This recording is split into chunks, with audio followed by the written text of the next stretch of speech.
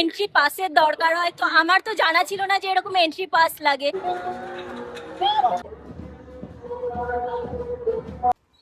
এই জাস্ট বাড়ি থেকে বেরোলাম। আজকে 15th আগস্ট, তো ভারতের 80তম স্বাধীনতা দিবস। আজকে আমি রেড রোডে যাচ্ছি, কোনোদিন যাইনি এর আগে, তো আজকে আমার প্রথমবার। দেখা যাক এক্সপিরিয়েন্সটা কেমন হয়, তোমাদের সাথে শেয়ার করবো সবকিছুই। এখন বাড়ি থেকে বেরোলাম, যেতে ধর্মতলা যেতে প্রায় 1 ঘন্টা আমার লাগবে বাসে। তো এখন বাজে টাইম 8:30। আমি জানি না এর আগে যাওয়া উচিত ছিল না কি কি করা উচিত ছিল, কারণ গুগলে আমি দেখলাম যে 10টা থেকে শুরু হয়, তো এরকম টাইম দেখে আমি বেরোলাম। অনেকেই বলছে যে অনেক সকালে চলে যাওয়া উচিত, কারণ অনেক ভিড় হয়। দেখি কি হয়।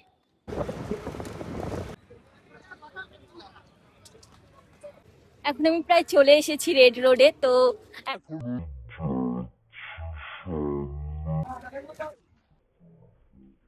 ঘুরতে গেলে একটা এন্ট্রি পাসের দরকার হয়, তো আমার তো জানা ছিল না যে এরকম এন্ট্রি পাস লাগে।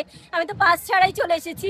তারপরে অনেক রিকোয়েস্ট করছিলাম যে এখানে পুলিশ ছিল তাকে যে ঢুকতে দেওয়ার জন্য, বাট ঢুকতে দিচ্ছিল না। তারপরে কোথা থেকে জানি না একটা আঙ্কেল দেবদূতের মতো আসলো, এসে বললো আমার কাছে একটা এক্সট্রা পাস আছে, তোমার যদি লাগে তো নিয়ে নাও। তো সেই এক্সট্রা পাসটা নিয়ে এখন আমরা ঢুকে গেছি।